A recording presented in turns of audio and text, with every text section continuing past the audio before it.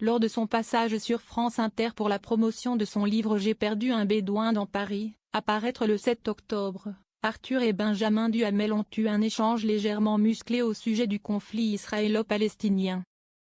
Ce mardi 7 octobre 2025, Arthur va raconter à quel point sa vie a changé depuis les attentats du 7 octobre 2023 perpétrés en Israël. En effet, depuis les attaques terroristes ayant fait des milliers de morts, la vie de l'animateur n'est plus la même. Un changement de vie qu'il a souhaité raconter à travers son livre J'ai perdu un bédouin dans Paris, à paraître ce mardi aux éditions Grasset. Un ouvrage qui est né dans l'esprit de l'animateur lors de son passage sur France Inter.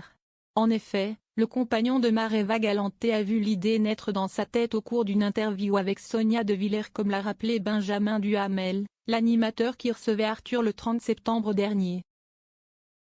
Après avoir rappelé de quelle manière l'idée de ce livre avait vu le jour dans l'esprit du présentateur de Vendredi Tout est permis, ainsi que les répercussions qu'ont eues les attentats du 7 octobre 2023 sur les Juifs de France, Benjamin Duhamel a souhaité avoir l'avis de son invité sur le conflit israélo-palestinien.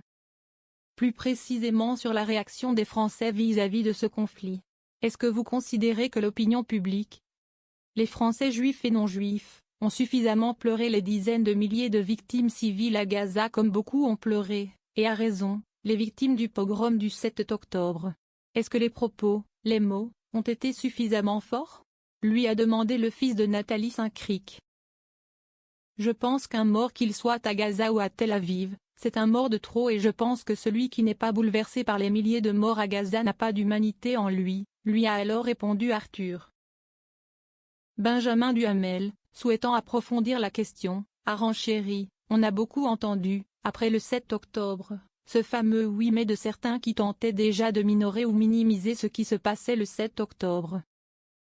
Est-ce que ce oui mais, on ne l'a pas aussi entendu ces derniers mois quand le gouvernement israélien bombardait et faisait des dizaines de milliers de victimes à Gaza?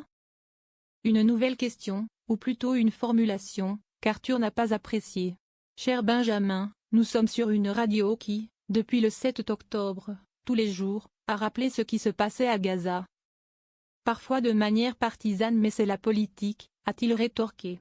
De quoi faire sortir de ses gonds l'animateur de la matinale de France Inter.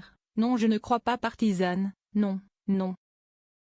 Je ne parle pas de vous mais en général, a alors nuancé Arthur avant que Benjamin Duhamel ne lui réponde, en rappelant les faits. Arthur, dans les journaux avec des reporters qui sont sur le terrain. Le compagnon de Maréva Galanté, conscient d'avoir mal formulé sa réponse, a alors reconnu avoir été maladroit.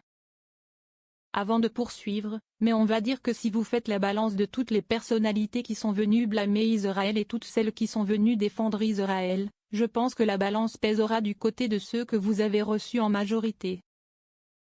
Mais ce n'est pas grave, je ne suis pas là pour faire le procès de votre radio, loin de là. D'autant que c'est sur cette radio qu'est né mon livre. Mais je ne crois pas qu'on a manqué d'empathie et d'informations concernant la situation à Gaza. Mais, moi, mon livre n'est pas sur Gaza mais sur la solitude des Juifs après le 7 octobre, sur ce sentiment d'abandon, sur cette peur croissante et sur la montée de l'antisémitisme, a finalement conclu Arthur, qui racontera à quel point sa vie a changé depuis 2 ans, ce mardi.